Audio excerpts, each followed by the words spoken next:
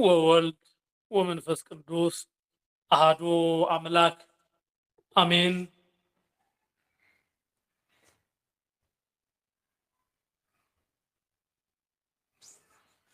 ብዙሓት ጸላእቲ መስቀል ክርስቶስ ኮይኖም ይመላለሱ እዮም። ክርስቶሳውያን ብወልድ ውሉዳን በመንፈስ ቅዱስ መንፈሳውያን ዝተባሃልኩም ናይ እግዚአብሔር ደቂ ናይ ቅድስተ ቅዱሳን ናይ ድንግል ማርያም ፈተውት የመላእ ዓለም ዘለኻትኩም በአምላኽና ብልዑል እግዚአብሔር ፍጹም ዝኾነ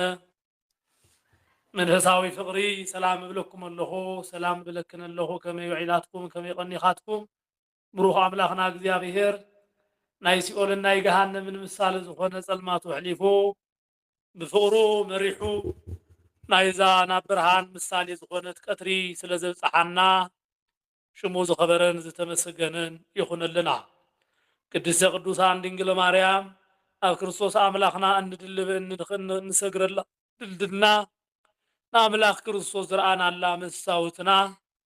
ወላዲተ መና ወላዲተ ሕይወት ኣዴና በረከታ ይሕደረና። ቅዱሳን መላእኽቲ ፈጣን ዝኾነ ቅልጡፍ ዝኾነ ተራዳኢነቶም ሓጋዝነቶም ኣማላድነቶም ኣይፍለየና። ናይ ነቢያትን ሃዋርያትን ጻድቃን ሰማዕታትን ኩሉ በረከቶም ምስ ኩላትና ይኹን። ናይ መስቀሉ ሓይሊ ይሕደረልና። ብመስቀሉ ጸላኢና ዲያብሎስ ክቕጥቀጥ ፈቃድ ኣምላኽና እግዚአብሔር ይኹንልና። ክፈቃድ እግዚአብሔር ኣምላኽና ኣብ ፊልጵስዩስ ናብ ዝተለኣኸ መልእኽቲ ምዕራፍ 3 ካብ ፍቕዲ 18 ዘሎ ቃል ብዙሓት ጸላእቲ መስቀል ክርስቶስ ኮይኖም ይመላለሱ እዮም ብዝብል ቃል መልዓሊ ጌርና ክንነጋገር ኢና። እዚ ቃል እዚ ቅዱስ ጳውሎስ ብዛዕባ መስቀል ተቃወምቲ ንመስቀል ተቃወምቲ ንዝኾኑ ሰባት ዝለኣኾ መልእኽቲ እዩ። ብእርግፅ ኣብ ስብከትና ኣብቲ ዝሰበኽናዮ ስብከት እውን ኣሎ እዩ። እዚ ከዓ ንሎማዓንቲ መርሃ ግብርና መልዓሊ ጌርና ስለ መስቀሉ ክንመሃር ኢና። ሰሙኑ ዘመን መስቀል ሰሙን መስቀል ስለዝኾነ ማለት እዩ። ስለዚ ቅዱስ ጳውሎስ ዝተናገሩ ቃል ብዛዕባ ነቶም ፀረ መስቀል ወይ ከዓ ጸላእቲ መስቀል ዝኾኑ እዩ እሞ ነቶም ጸላእቲ መስቀል እግዚአብሔር ናብ ምድሕነት ከምፅኦም ምእንታን ንዓና ብመስቀል ንኣምን ከዓኒ በቲ መስቀል ሓይሊ ተመሪሕና ክንመላለስ ምእንታን ዝሃበና ዝነግረና ቃል እዩ እሞ ከም ፈቃድ ኣምላኽ ከም እግዚአብሔር በዚ ርእሲ ተለዓዒልና ክንነጋገር ኢና። እግዚአብሔር ይሓግዘና። ኣነ ዝናገረሉ ኣንደበት ንስኻትኩም ከዓ ተዓጊዝኩም እትሰምዑሉ ኣእምሮ ይሃበና። ቃሉ ከይንሰምዕ እንዳሃወኸ እንዳውፅአ እንዳእተወ ከምኡውን ኔትወርክ ብምቁርራፅ እቲ ክንሰምዖ ዝሓሰብና ቃል እቲ ክንገረና ክንምገቦ ዝተለዓልናሉ ቃል ንኸይንሰምዕ ዝተዓናቐቕፈና ጥንተ ጸላኢና ዲያብሎስ ብመስቀሉ ቀጥቂጡ ቃሉ ክንሰምዕ ይርዳኣና። ኣሜን። ቅዱስ ጳውሎስ ኣብ ዝለኣኾ መልእኽቲ ተናገሮ ቃል ኣሕዋተይ ንዓይ ምሰሉ ከምቲ ንሕና ኣርኣያ ዝኾንናኩም ኣብቶም ከምኡ ኢሎም ዝመላለሱ ኣሰብህሉ ከምቲ ብዛዕባኦም ብዙሕ ሳዕ ዝብለኩም ሕጂ እውን እንዳበኸኹ እብል ኣለኹ። ቅዱስ ጳውሎስ የብክዮን የንብዖን ዝነበረ ጉዳይ ኣልዒሉ ይነግረና ኣሎ። ብዙሓት ስለ መስቀሉ ዘለዎም ኣረኣእያን ኣመለኻኽታን ጉጊዩ ስለዝኾነ ብስሕተት መገዲ ስለዝኸዱ ብዛዕባ ንመስቀሉ ጸላእቲ ኮይኖም መስቀል ጣዖት እዩ፣ መስቀል ሓይሊ የብሉን፣ መስቀል ኣየድሕንን፣ መስቀል ጸላኢና እዩ፣ መስቀል ጎይታና እዩ። ስለዚ ብምንም ምክንያት ቤዛና ክኾን ኣይክእልን እንዳበሉ ብተቃውሞ መንፈስ ንዝለዓሉ ሰባት ኮይኖም ምድን ሓሳብ ዲያብሎስ ንዝፍጽሙ ንዓኣቶም እንዳበኸኹ እብለኩም እንዳበኸኹ ይነግሮም ኣለኹ። እዞም ሰባት እዚኣቶም ጸላእቲ መስቀል ኮይኖም ይመላለሱ ኣለዉ። ስለዚኣቶም ግን እንዳበኸኹ እየ ዝነግረኩም ዘሎ። ንምንታይ? እቲ መስቀል ክርስቶስ እዩ ዘኽበሮ። ነቲ መስቀል ስለ ዝጸልኡ مسكل نمنتاي تسألأ مسكل نمنتاي ترقصة مسكل نمنتاي قرقر تدفئو تسألأ مسكل نمنتاي ترقصة إلون أيخونن يبلنا زوم نمسكل صلاة خوينوم زتلعالو مجرشو من مودات من تفاصل لخون دامبر ቅዱሳን አቦታትና ማንም ሰብ ክጠፍ ስለዘይደልዩ ንዓቶም ከጥፍ ዝመፀ እንኳ ስለ ነብሶም ምጥፋኡ ስለ ህይወቶም መቅታሉ ከይኾነ ዘተሓሳስቦም ንነብሲ ሰብ አጥፊኦም ናብ ሲኦልን ናብ ገሃነምን ስለ ምውራዶም እዩ ኩሎም ሰማዕታት ክንርኢ ከለና ስለቶም ዝቀትልዎም ነገ ሰባት ወላ ሓንቲ ነገር ክብሉ ኣይንሰምዕን ኖ ሊቀ ዲያቆናት ቅዱስ እስጢፋኖስ ክናገር ከሎ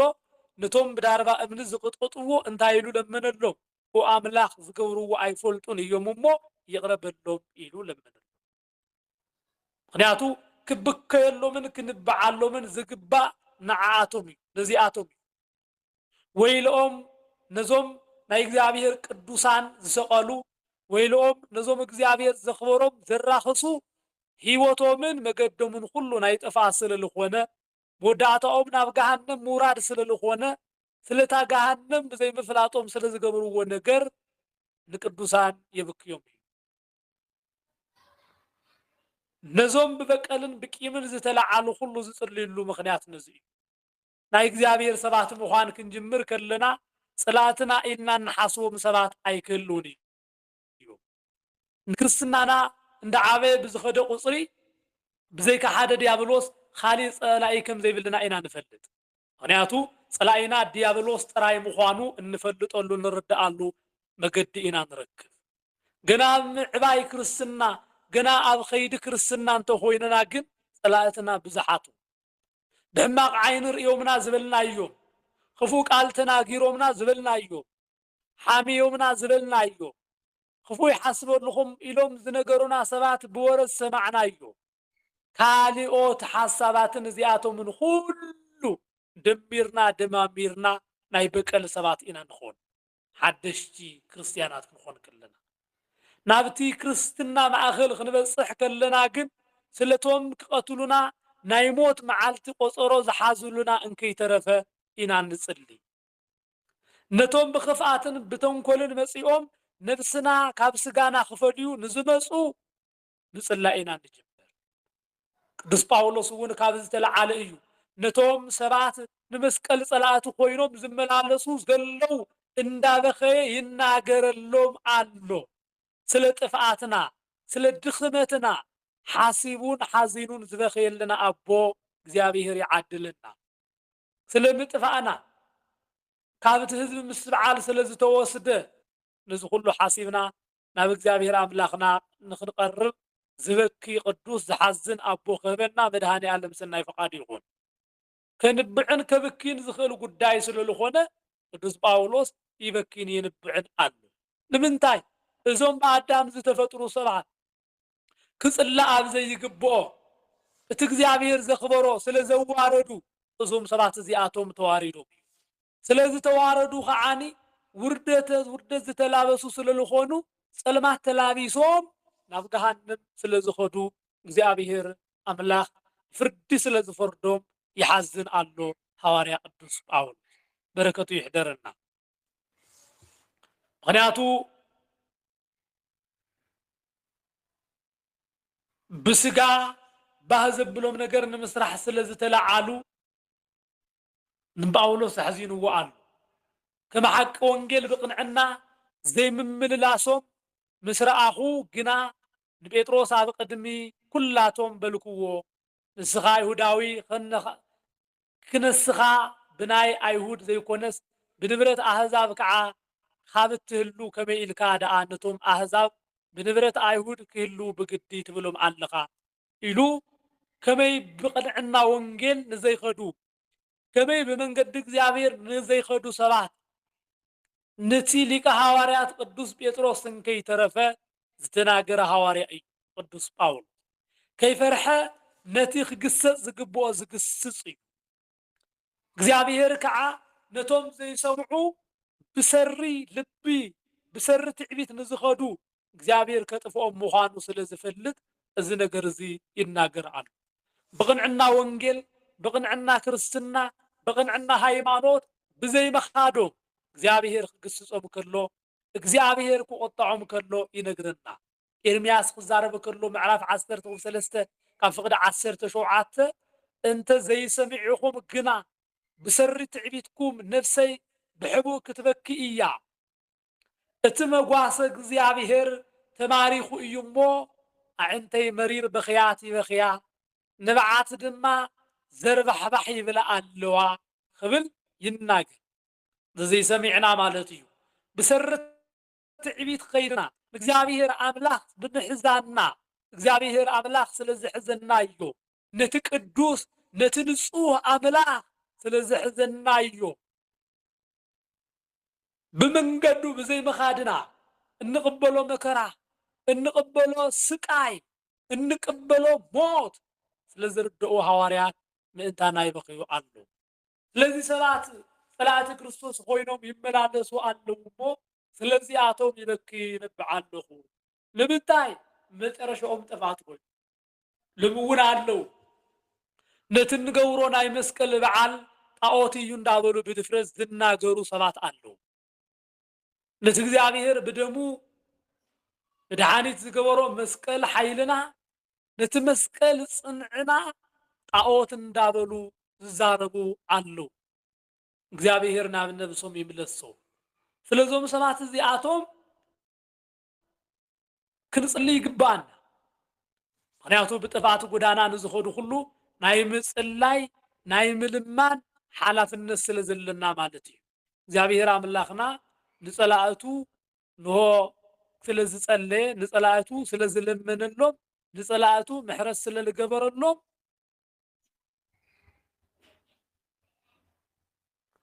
እግዚአብሔር አምላክ ነቶም ጸላእቲ ክርስቶስ ኮይኖም ይመላለሱ ዘለው ሓዚኑ ይነግሮም ኣሎ ማለት እዩ እሺ ተጠቅሲ ፊልጵስዩስ ምዕራፍ 3 ካብ ፍቅዲ 18 ጀሚሩ ዘሎ እዩ እዞም ሰባት እዚአቶም በዚህ ህይወት ስለዝተመላለሱ አዝዩ ብምሕዛን አዝዩ ብምብኻይ ይነግሮም አሉ ምክንያቱ ባርሲ ከምቲ አህዛብ ብናይ ከንቱ ሓሳቦም ዝመላለስዎ ከይትመላለሱ እዚ እብል ኣለኹ ብጎይታ እውን እምስክር ኣለኹ አህዛብ ብናይ ከንቱ ሓሳብ ብምድራዊ ድሌት ብምድራዊ ሓሳብ ብምድራዊ ነገር ስለልመላለሱ ከማቶም ከይትመላለሱ ብሕልፊ ከዓ ጸላእቲ መስቀል ኮይኖም ዝመላለሱ ዘለው ጸረ መስቀል ዝኾኑ ጸረ ቅዱሳን ዝኾኑ ጸረ መላእክቲ ዝኾኑ እዚአቶም ብሙሉኦም ጸረ ክርስቶስ እዩ ጸላእቲ መስቀል ጸላእቲ ክርስቶስ እዩ ጸላእቲ ማርያም ጸላእቲ ክርስቶስ እዩ ንመስቀል ጸሊእኻ ንክርስቶስ ምፍታው ኣይከኣል ንማርያም ጸሊእኻ ንክርስቶስ ምፍታው ኣይከኣልን እወ ወላዲተ አምላኽ እያ ንአምላኽ አዶ እያ ማርያም ኢልኻ ደው ምባል ብቑዕ ኣይኮን መስቀል ክርስቶስ ተሰቀለሉ እዩ ኢልካ ምዝራብ እኹል ኣይኮነን መስቀል ቤዛና እዩ መስቀል ጽላይና ዲያብሎስ እንቅጥቅጠሉ እንገርፈሉ መግረፊ እዩ ዲያብሎስ ለዓባ መስቀል ክንገር ከሎ ብዛዕባ መስቀል ክንገር ክስማዕ ከሎ ስለዝፈርሕ ፈዲጡ ኣብ ናይ ደቂ ሰባት ልቢ ኣትዩ ንሆ ነቲ እግዚአብሔር ዘኽበሮ ጣዖት እዩ ንኽብሉ ይገብር አለ እዚ ብምርዳእ ንመስቀሉ ሓይሊ ንመስቀሉ ክብሪ ክንህብ ይግባአና ብዙሓት ግን ጸላእቲ መስቀል ክርስቶስ ኮይኖም ይመላለሱ ኣለው እዚአቶም እንታይ ይብሎም ኣሎ መወዳእታኦም ጥፍኣት እዩ አምላኾም ከብዶም እዩ ክብረቶም እውን ኣብ ነውሮም እዩ ብኸብዶም እዮም ዝሓስቡ ንመስቀሉ ንኸዋርዱ ገንዘብ ተተዋሂብዎም ኣብ ልዕሊ መስቀሉ ኣብ ልዕሊ ቅዱሳኑ ኣብ ልዕሊ መላእክቱ ኣብ ልዕሊ ጻድቃኑ ኣብ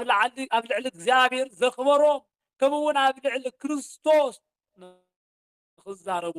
ኣይሓስቡ ምክንያቱ አምላኾም ከብዶም እዩ ከብዶም ጥራይ ኣይጉደለሎም ደኣ እምበር ኣይኮነን ስለ መስቀል ኣይኮነን ስለ ቅዱሳን ኣይኮነን ስለ መላእክቲ ስለ ክርስቶስ እንኳስ ኣይገድሶም صرفوا زتبهالوا كله جبروا زتبهالوا كله نتوم صلاتي مسارحي مفصمي يمزخونوا مالتي زياتهم وداتهم تايو تتباهيلو ولا نكزيو ابزا مدر زيا بسلام زنقساقسو مسيلو مالا تترأيونا وداتهم جن موتي وداتهم جن طفاتي كبرهم كعاني زخدنوا خدان زبلعوا مقبي زخبرلو خبره نغزيابير بزغبروا كبر من ناسي بزي زغبروا نورم يخبروا حسابهم كعا ناي مدر ايو يبلنا حسابهم كم مدري ناب سماي زي خيد ام مدر زترف مس حلافيت مدري زحلف حسابي تساغار زخونه حساب يبلو حسابهم كله بخبدهم دليت زتلكع زتعقني زياتهم ግን صلاه ክርስቶስ ኮይኖም ይመላለሱ አሉ ምክንያቱ ሐሳቡ ምድራዊ ስለሆነ ድሌቶም ሁሉ ምድራዊ ስለሆነ ዞም صلاه ክርስቶስ ዝሆኑ ፍጹም ክንሰምዖምን ክንቀበሎምን ከም ዘይግባአና ዞም ሰባት ዚአቶም መጨረሻኦም መሕዘንን መሰከፍን ምዃኑ ይነግረና አሉ ምክንያቱ ይብል ቅዱስ ጳውሎስ ግዳኻ ሕዋተይ ነቶም ካብቲ ተማሃሩክምዎ ምህሮ ምፍልላይ ማዓንቀፍ ዝገብሩ ክትዕዘብዎም እምዕደኩም ኣለኹ እቶም ከምዚኣቶም ዝበሉ ንኸብዶም እምበር ንጎይታና ኢየሱስ ክርስቶስ ኣይገልግልዎ ብጥዑም ዘረባን ምርቃን ልብቶም ገርህታት የስሕቱ እዮም ካብኣቶም ኣግልሱ ካብኣቶም ገለል ብምንፍቅና መገዲ መጺኦም ቃሎም ጥዑም አምሲሎም ናይ ቃላት ድርድራ ኸደ ስለዘለዎ ናይ ቋንቋ ምዕባደ ስለዘለዎ ናይ ከዳድና መልክዕ ስለዘለዎ እዞም ሰባት እዚአቶም ካብታ ናይ እግዚአብሔር ወንጌል ዝተማሃርና እያ ካብታ መሰረታዊት ሓቃዊ ዝኾነት ጉባኤና ብምፍላይ ብዙሕ ናይ አስተምህሮ መገዲ ዝኽተሉ ኣለዉ ብዙሓት ኣለዉ እንከታተሎ እንርእዮ ዝገብርዎ መገዲ ንምድራዊ ክብሪ ናይ ፕሮቴስታንት ሓሳብ ኣፈጸምቲ ናይ መናፍቃን ሓሳብ ኣራመድቲ ናይ ተሃድሶ መገዲ መራሕቲ ብሕቡ ካብ ንኡስ ካብ ዓብይ ተደራጅዮም ዝንቀሳቀሱ ኣለዉ ምናልባት ንሕና ዘይፈለጥናዮም بشم قشي بشم دياقون بشم ممهر خوينوم كمون بسم تيولوجي مروقان ايوم نجر ملكوت مروقان ايوم إنا اندابلو بزتفلالي منقدي كمتمن مرزوم ناب سبات زرجو ناب سبات زم حلالفو علو جن بحبو يوم زنقساقسو زناغرو قالوم أمثلوا وشتوم خاليو بأفهم نماريام يمسكنوا بأفهم نمسكل يخبروا بلبهم كن أوتات يوم إلهم أفتانا يبعلتهم مدرخ زنا جرو دفاراتي بيت كريستياننا يسوس كم زي تفلت بيت كريستياننا نكريستوس كم زي تسبخ غيرهم نخمدهم كبلو نتوم بحسوت كوريلهم زلاخوهم سبات ملختهم نمفصام زناغرو سبات አለው نزي رومي معرف 16 تعنتو زنبخو كفقد 17 احواتي نتوم خابتي اتمهاركمو مهرو مفللاين معنقفن زገብሩ ክትዕዘብዎም እምዕደኩም ኣለኹ ምናልባት እኮ ኣብቲ ጉባኤኦም ተረኺብኩም እንተኾይኑኹምስ ተዓዘብዎም ንግግሮም ካብ ሓቂ ካብ ህይወትና ንነፍስና ካብ ምሕዛን ዝተለዓለ ድዩ ወይስ ንግዚያዊ ረብሓኦምን ጥቕሞምን ወይስ ስለምንፍቅና ህይወት ከምህሩኹም ስለዝደለዩ መጀመርታ በትድኹም ጎንና እዮም ዝኣቱ ብዙሕ ግዜ ዝኣቱ بتنحنا نسعر اللو مقدي غيرهم ብዙሓት ዝኣትዉ ስለ ድንግል ማርያም እንዳነብዑ እንኳ ስብከት ሰቢኾም ግን ንማርያም ኣማላድነታ ዘይኣምኑ ንማርያም ዘይግብራ ግብሪ ዝህቡ ከምኡውን ብመስቀል ሓይልና ምዃኑ ተረዲኦም ኣብ ኢዶም መስቀል ጨቢጦም ኣብ ክሳዶም መስቀል ኣሲሮም ስለ መስቀል እንዳተናገሩ ኣብ መወዳእታ ግን ኣብታ መጾዲያኦም ምስ ኣተውና ኣነ እውን መሲሉኒ እዩ እምበር መስቀል ክብረ ይግብኦን ኢሎም ጸረ መስቀል ጸላእቲ መስቀል ዝኾኑ ብዙሓት እዩ። ስለዚ ካብ እትመሃርኩምዋ ምህሮ መጽሓፍ ቅዱስ ካብ ዝነገረና ቃል ካብ ናይ ቅዱስ ጳውሎስ ትምህርቲ ወፃኢ ዝምህሩና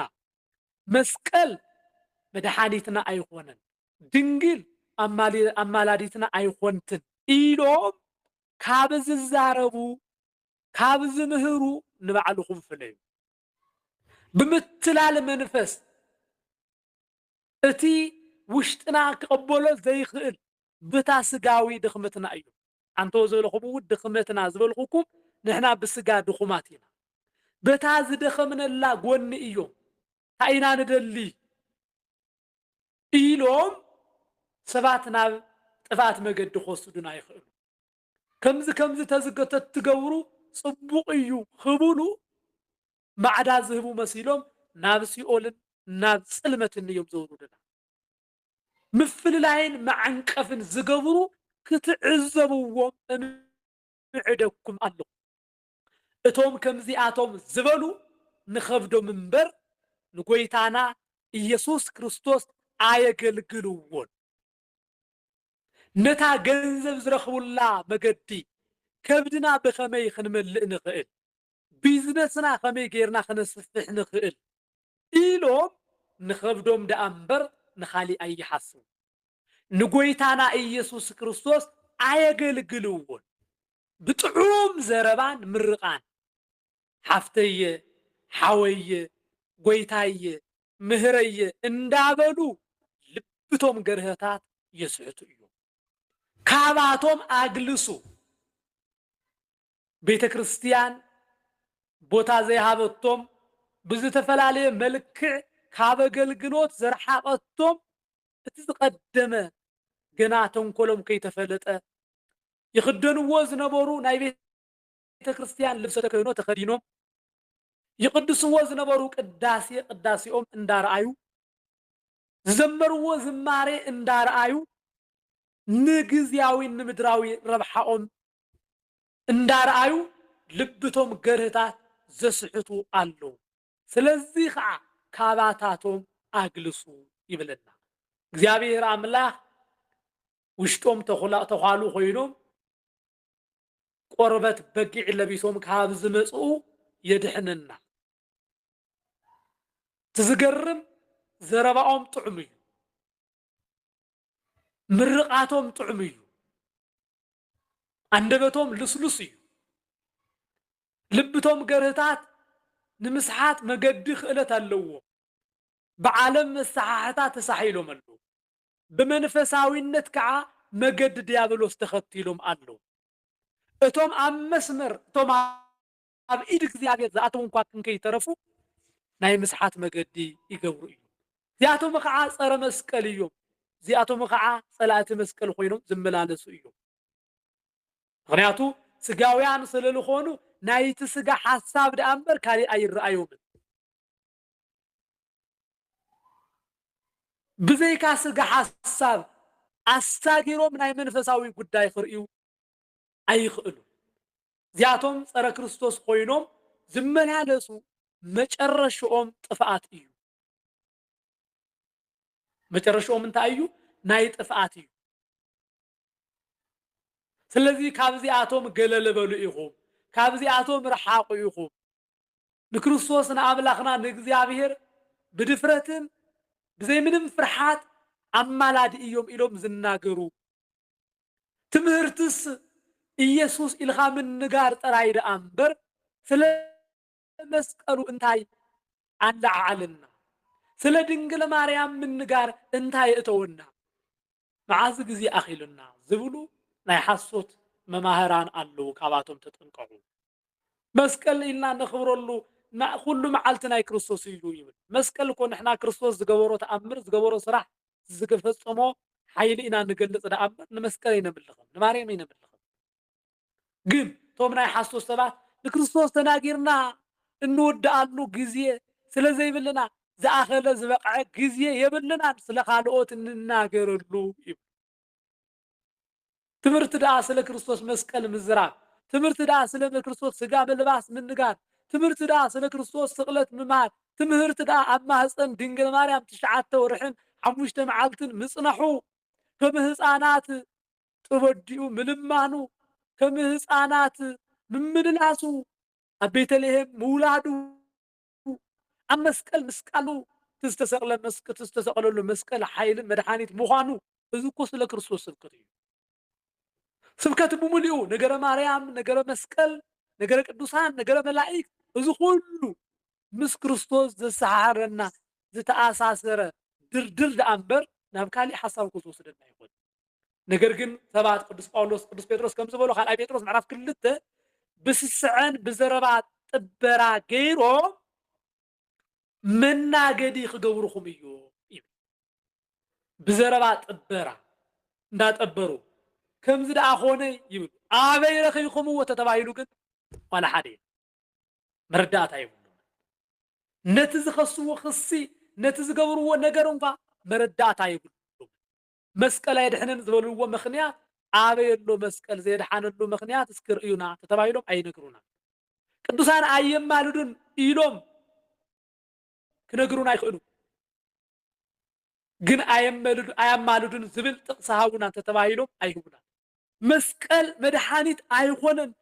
ኢሉ ዝናገር ናይ መጽሓፍ ቅዱስ ጥቕሲ ሃቡና እንተኢልናዮም እውን ኣይህቡና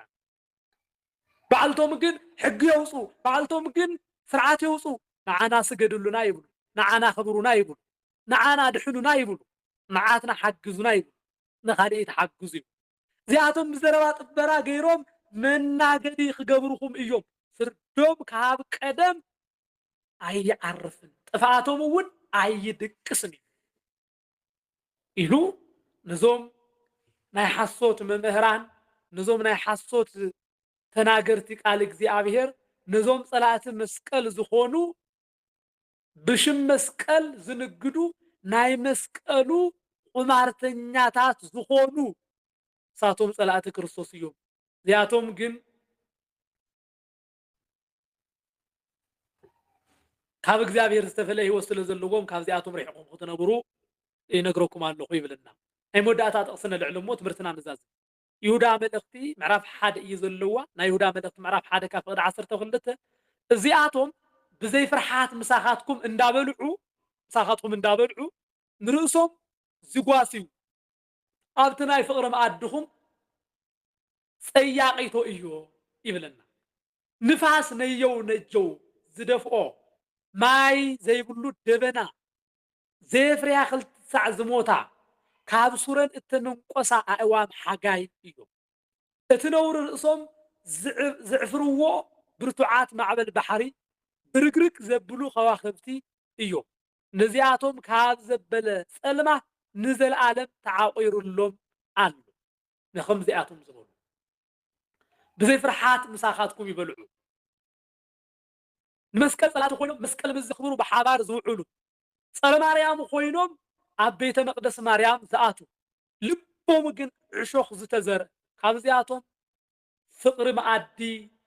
ፀያቕቲ ስለ ዝኾኑ ካብዚኣቶም ተፈለዩ ይብለና ኣሎ ኖ ክርስቶስ ኣምላኽና ነቶም ጸረ መስቀልን ጸረ ቅዱሳንን ኩሉ ብመገዲ ህይወት ንክኸዱ ብቅዱሳን ገይሩ ዝመሃሮም ዝመዓዶም ቃል ሰሚዖም ተተመሊሶም ንጽድቂ ክገብሮም ንናብ ጽድቂ ንዘይተመለሱ ከዓ ናይ ዘለኣለም ጥፍኣትን ናብ ገሃነምን ክወርዱ ከም ዝኾኑ እዩ ዝነግረና ሐዋርያ ጳውሎስ እውን ዝነግረና ዘሎ ናይዞም ጸላእቲ መስቀል ኮይኖም ዝመላለሱ መስቀል ጥራይ ኾነን ጸላእቲ ድንግል ማርያም ኮይኖም ጸላእቲ ቅዱሳን ኮይኖም ጸላእቲ መላእክቲ ኮይኖም ጸላእቲ ሰማዕታት ኮይኖም ዝመላለሱ እዚኣቶም መጨረሻኦም መወዳእታኦም ጥፍኣት እዩ ኣምላኾም ከብዶም ስለዝኾነ ክብሮቶም ኣብ ነውሮም ስለዝኾነ ሓሳቦም ከዓ ምድራዊ ስለዝኾነ እዚኣቶም ናይ ጥፍኣት ሰባት እዩ ንሕና ግና ሃገርና ኣብ ሰማያት እያ ካብኣ እውን መድሓኒ ንሱ ጎይታና ኢየሱስ ክርስቶስ ንጽበ አሎና ይብልና እግዚአብሔር አምላክ ነታ ንጽባያ ሰማያዊት ኢየሩሳሌም መንግስቱ ክዕድለና ሰናይ ፈቃዱ ይኹንልና ዝመሃረና ዝመዓደና ናይ አቦታትና አምላክ ቅዱስ እግዚአብሔር ስለቲ ዘይነገር ውህብትኡ ስለቲ ዘይነገር ክብሩ ዝተመስገነ ይኹንልና ሰሚዕና ኣብ ልቦናና ሓዲርና ናይ ተግባር ሰባት ክንኸውን እግዚአብሔር ይርዳአና እግዚአብሔር ይፍቀደልና ወስብሐት ለእግዚአብሔር ወለወላዲቱ ድንግል ወለመስቀሉ ክቡር አሜን። እሺ መልእክቲ ለና